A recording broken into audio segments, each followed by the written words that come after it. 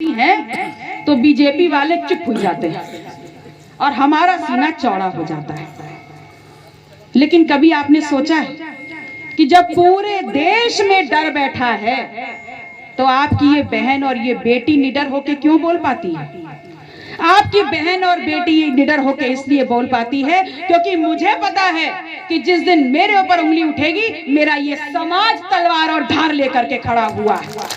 दीदी पल्लवी पटेल, हम सब मिलकर के क्या गलत मांग रहे हैं?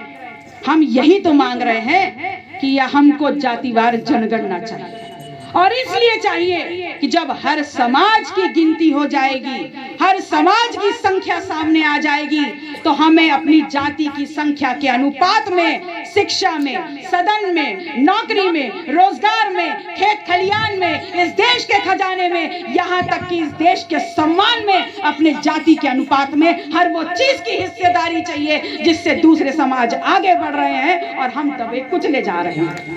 यही तो मांग रहे हैं। और ये लोग क्या कहते हैं कि जातिवार जनगणना इतनी बड़ी जनसंख्या की अभी संभव नहीं है।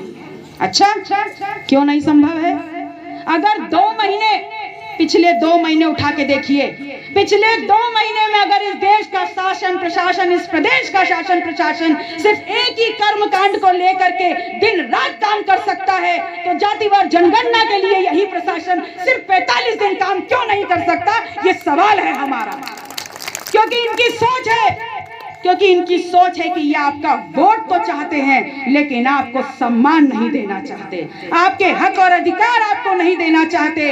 इसलिए मैं आपसे मांगने आई हूँ, ना दौलत मांगने आई हूँ, ना पैसा मांगने आई हूँ, मैं सिर्फ आपका साथ, आपकी ताकत और आपका विश्वास माता जी के लिए मांगने आई हूँ कि अगर आप लोगों ने पूरी ताकत से इंडिया अलायंस का जो भी प्रत्याशी आपके बीच में आए उसको पूरी ताकत से बटन दबाने का काम कर दीजिएगा।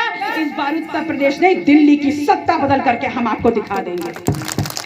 दीदी तुम संघर्ष करो, तुम्हारे साथ हैं। दीदी तुम संघर्ष करो, हम तुम्हारे साथ हैं। दीदी तुम संघर्ष करो, हम तुम्हारे साथ हैं। और असंभव कुछ नहीं है। विशेषकर बड़ी खुशी है कि मेरी इस देश की आधी आबादी यहाँ बहुत बड़ी संख्या में है। मैं आप लोगों से हाथ जोड़कर निवेदन करती हूँ कि अगर आप लोग एक बच्चे को जन्म दे करके परिवार को आगे बढ़ा सकते हैं और उसको संस्कार दे करके परिवार और समाज की दिशा बदल सकते हैं तो अगर आप लोग डट के खड़े हो जाएं पोलिंग बूथ पे, एक एक वोट इंडिया अलायंस के पक्ष में डला करके